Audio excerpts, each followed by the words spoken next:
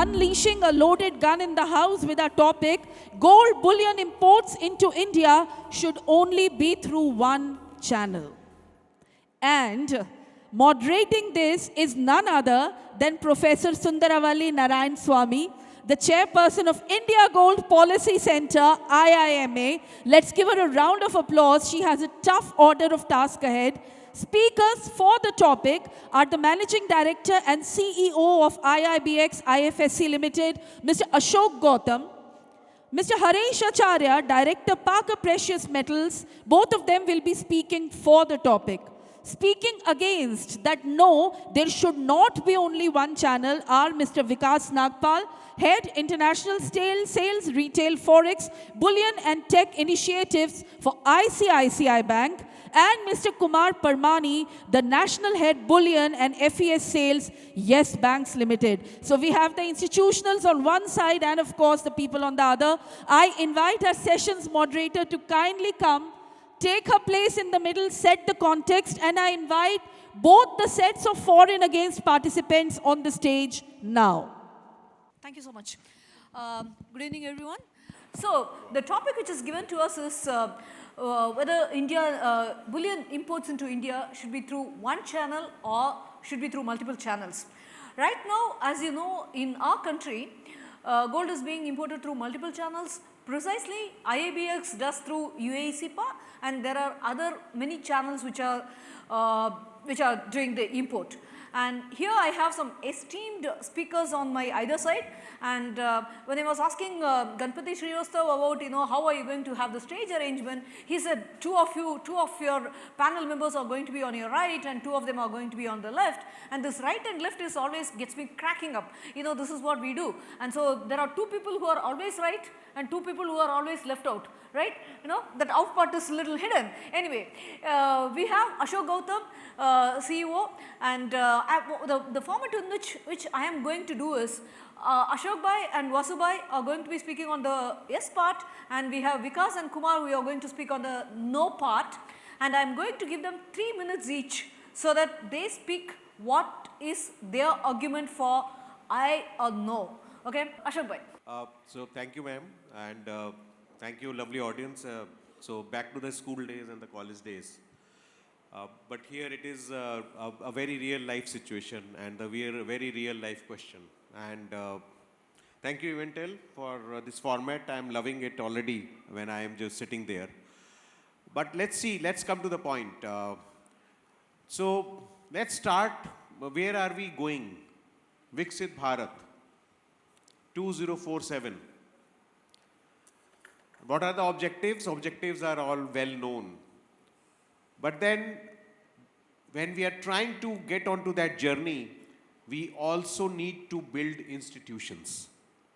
Institutions which are world class, institutions which have global scale, and institutions which India can be proud of and say, yeah, this is the institution which we have created for the Viksit Bharat. And in that regard, this is one of the steps which has been taken. The Honorable Finance Minister announced about the formation of an international bullion exchange in the Parliament while she was delivering the budget speech. And no other person than the Honorable Prime Minister himself came and launched the India International Bullion Exchange. And he laid out the objective. He says India is one of the largest consumers of the gold, importers of the gold. Can we influence the price? And then can we set the price? Now that's a very high benchmark which has been set for all of us to work. And with that objective, we set out to create an institution. Regulator took the lead. The 5 market infrastructure institutions of the country, they came together to form a holding company, and that's how that IIBX came. And it is just a beginning, toddler, still fledgling years, wet behind the ear time, and we are working towards it whereby we are creating the best of the ecosystem globally, the best of the tech system globally, the best of the practices globally. The 30-minute settlement of the bullion depository receipt, 4 times settlement of funds, so that when the importers are coming and the exporters are coming on this platform, we are able to create a compelling argument for them to be there. Not that because there is a diktat. I have always believed that unless we are able to create economic value for the customers, for the clients, for the users of that ecosystem, it will not survive and it will fail. But that's the objective, that's the challenge which we have taken, and that is what we are set out to create. A glimpse of that was seen last year when we did 93 tons of gold import through IIBX. But that is just the beginning. Ultimately, the price influencing and price setting will require a lot more. It will require not only the import, but also the export, the two-way trade. Not only that, derivatives coming on the exchange and becoming a very vibrant market. Reserve Bank of India has already permitted all of the India, other than the individuals, having the gold and silver price risk to come on the IIBX and hedge in dollar terms. And third pillar is what we are working on, is to create BDR as an investment product and develop the financial products around the bullion depository receipt, so that this product which we are able to do in the digital form gets integrated with what happens on India. And let me tell you, the banks on our left-hand side are and will be a very integral part of this process. Madam, I think this is the initial comment I would like to make. Thank you so much, Ashok. What Ashok is trying to say is government has mandated, government has allowed us to create an infrastructure. This is mandated by the government, but said that we are not going to leave the banks out of the system. Banks are also part of the ecosystem. So therefore, this has to be India's bullion import has to be through a single channel. Now I am going to request Vikas to counter on this. Vikas, please. First of all, thank you everyone, and thanks to you, ma'am. And you have given us a very tough job, I would say.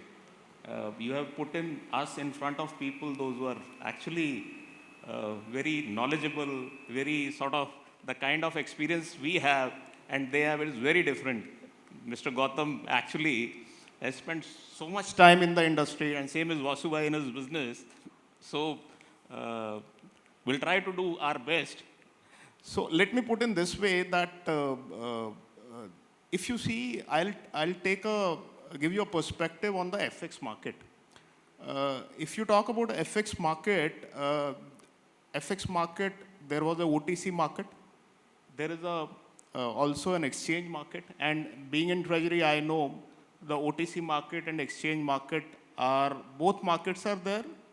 And it gives enough flexibility to clients, whether they want to come to the OTC market, whether they want to do work on exchange. Both markets exist. And each of these markets, there is a set of clients. They know what they are doing. And third market in 2019-20, which it started, was the NDF, non-deliverable, thanks to our regulator. And now that market also has a good volume. So I think based on the client and their requirements, all these markets exist, right? And each of these markets have their own set of benefits when they exist. These markets and these channels exist. So, I believe in the FX market, where I'll take an example, I'm drawing a parallel, right? So there are importers, exporters. They have suppose they are into some commodity, some sector. They are doing hedging through these markets and all, right? And the FX risk which they are running may be 2-4%, 2-3-4%, right? Maybe 5%, 10%, depending upon their exports. Somewhere a export-oriented unit may have 100% FX risk. But I'm taking a scenario when they are having different sort of FX risk and all. Here in the bullion industry, right, whether you talk about manufacturer, retailer, distributor, the bullion risk which they run is 98, 99%, right? Because the market works on a very thin spreads and all. So in this kind of market, you talk to any one of the customer, I'm talking from a bank perspective, but any of the set of clients who are into the various segments, maybe a trader, a distributor, a retailer, a B2B guy, a manufacturer, they are evolved. They know, because everyone is in front of screen, right? They know what is the price, what is the right price for them, and which channel they should go, right? So they know about that. So I think it gives them enough flexibility where to go. And lastly, I would like to say that from a business continuity perspective, because we have a, in a way, diversified, India is a diversified this thing, country is very diversified. We have in tier 1, tier 2, tier 3, all sets of people, those who are into this market, in the supply chain system and all. So it makes all the more important from a business continuity plan perspective to have alternate channels available. So if suppose there is one disruption in one channel, so there is alternate sourcing which is available to them. I'll stop here, maybe. Thank you so much, Vikas. Now, we have heard one part of both yes and no's, and what Vikas comes in is a banker. As a banker, the first and foremost statement that there's strongly etched in their heads is about customer centricity. What customer competitiveness, how we can be competitive to the customer. Perhaps that's what Vikas is trying to say. We have to be friendly to the customer. If I have to be friendly to the customer, customer is the king. He has the right to choose which avenue is good for him. So that's a statement made by Vikas. Couple of things that I would like to understand is whether monopoly is a good idea or efficiency is a good idea.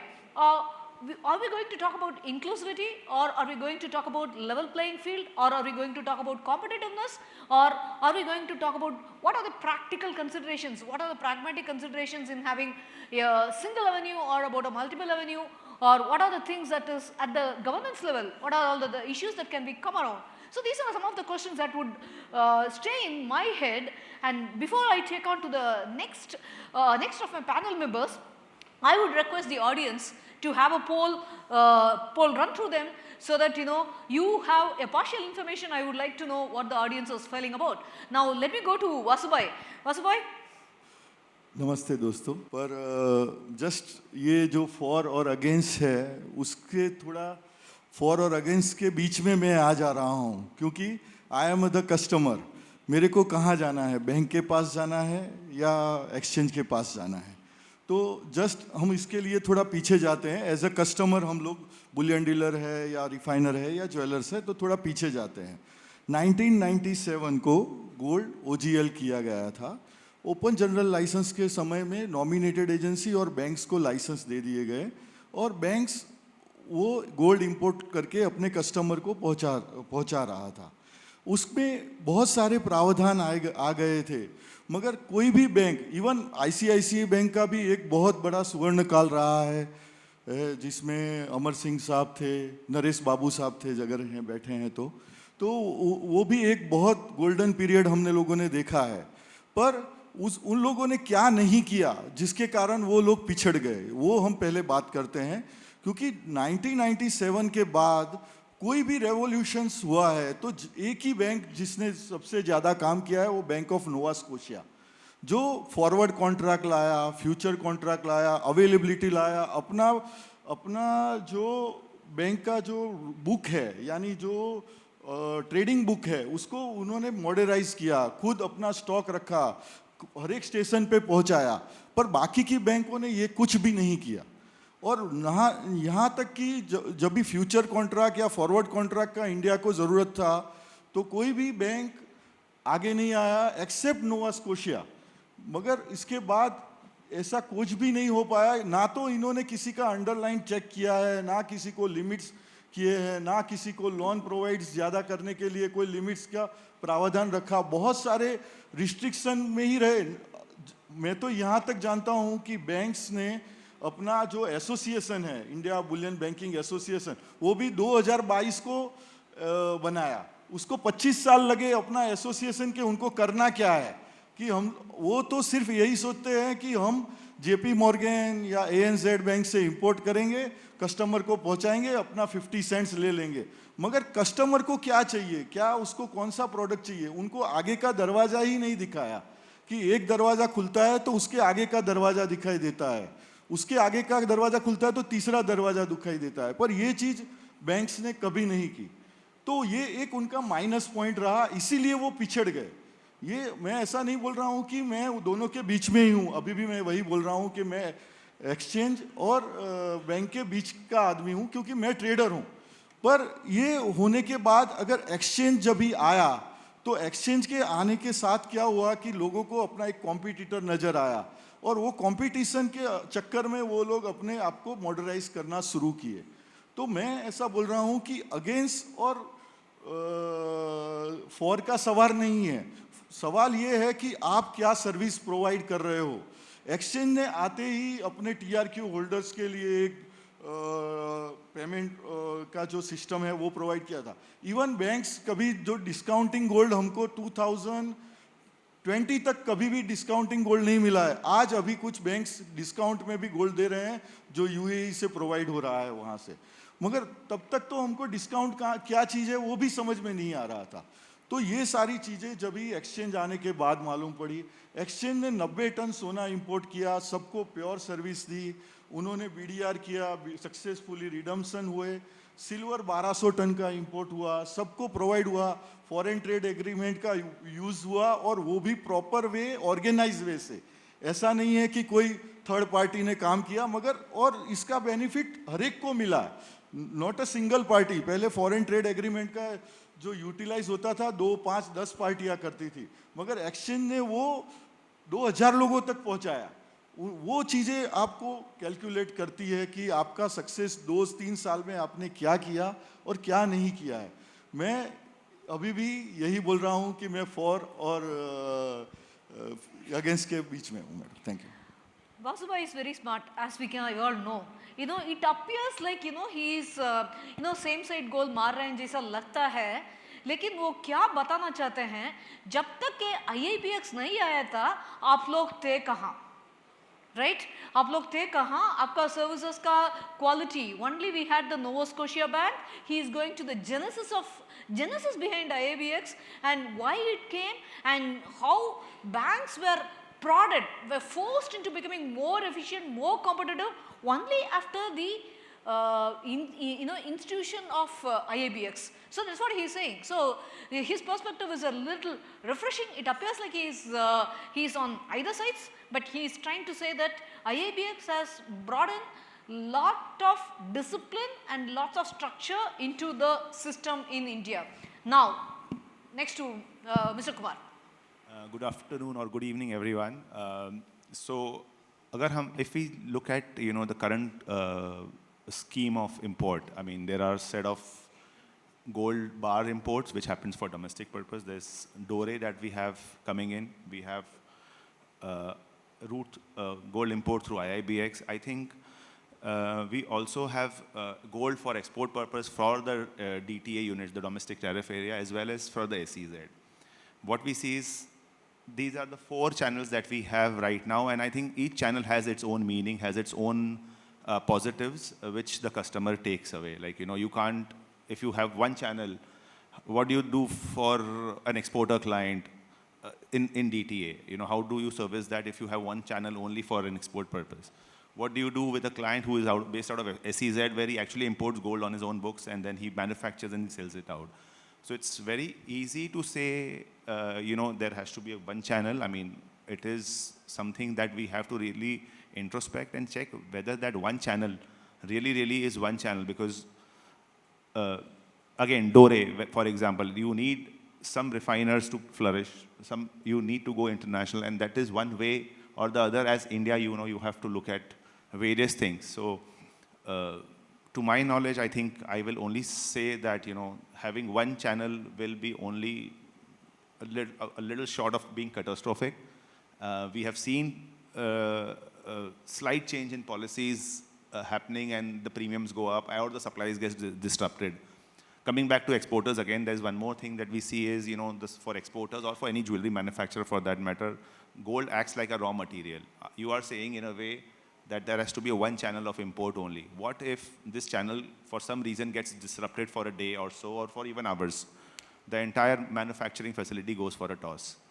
So I would strictly probably say that not even in dreams we should look at having one channel of import. I'm very, very open and very, very against one channel of import. Let me be very clear on this. Thank you, Kumar. It's a very strong statement. Not in your dreams. Not in your dreams we can think about one channel.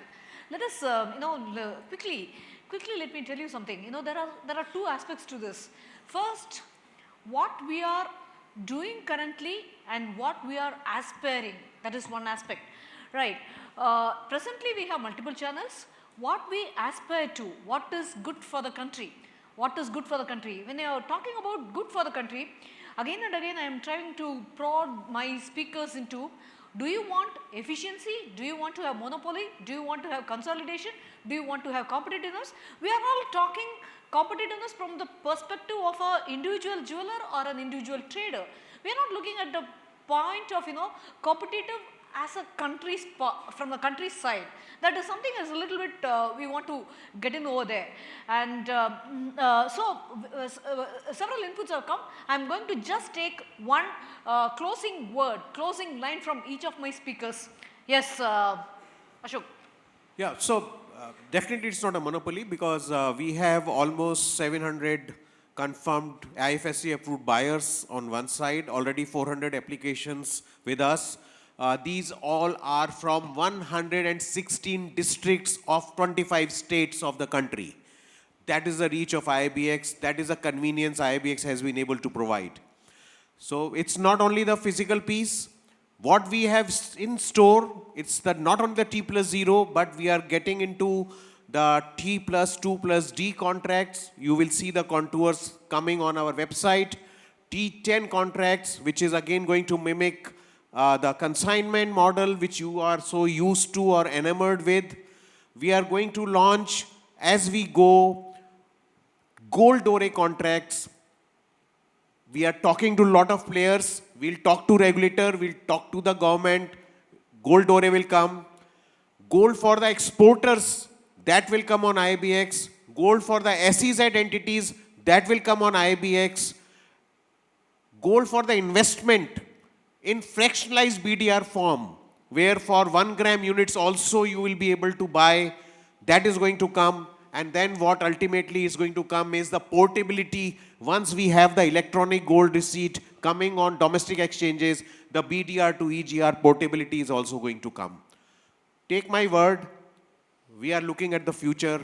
I request you to be part of the team which builds that future for the next generation. Okay, so you're saying we have to be patient, you are going to have dore, you are going to have futures, you are going to have multiple things. So one, and Vikas. I appreciate what Mr. Gautam is trying to say. The only point which I want to make here is that, again, which he's also said that there are so many people from so many regions, so many states, but after all of them, they're on a one platform only. That is one channel, right? So it is always, see, let market forces decide, let people in the industry decide from where they want to source. If tomorrow the channel gives them a better pricing, better efficiencies, better delivery times, better delivery tax, the channel will take it. That's fine.